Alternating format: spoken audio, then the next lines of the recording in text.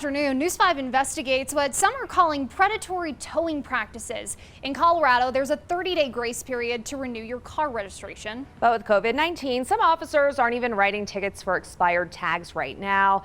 As Chief Investigative Reporter Eric Ross discovered, while police may cut you a break, some tow companies are not. Officers typically do not write tickets for expired tags until your 30-day grace period is up, regardless of whether or not we're in the middle of a pandemic. But there's no state law requiring tow truck drivers to honor that grace period or even verify tags are valid, as many people are still waiting on them in the mail.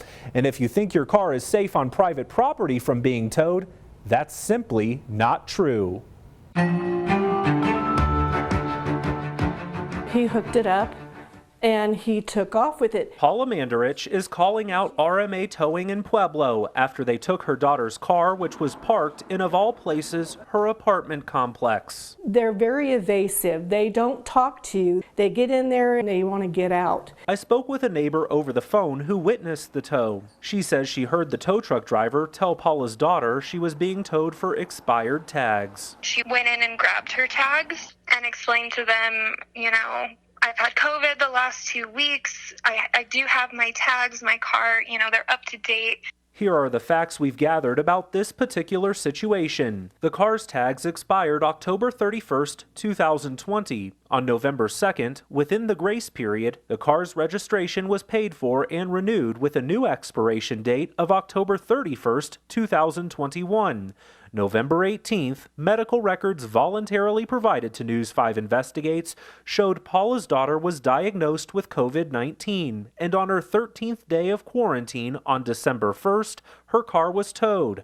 Now, Paula admits her daughter had just received her stickers in the mail, but didn't go outside to put them on as she was recovering from the coronavirus. I asked the gentleman, I says, tell me, I said, she had her paperwork and the stickers for her license plate. Why would you tow her? He says, they have to be on the license plate. So I didn't argue with him. I don't think that helps anything. When we questioned RMA over the phone about the tow, they told us the car was parked in a tow-away zone. However, both Paula, her daughter, and an independent witness told us that was simply not true. That's completely untrue. And I would absolutely testify that she was parked in her assigned spot and her parking pass was in her window. In our fair and balanced coverage, we asked RMA whether it took any pictures of where the car was reportedly illegally parked. And we also offered them the chance to meet us out at the apartment complex with Paula's daughter to show us exactly where it was parked. So far, no response. What they're doing is, I don't feel is fair. Now, I don't know, I'm sure that they're legal just about that much. But they go in the day before, like the last day of the month, and they check all the cars to see when their license plates expire. So if they expire the next day, they go in the next day and they tow them. Paula is right. There's no legal obligation for a tow company to give anyone a grace period, COVID or not.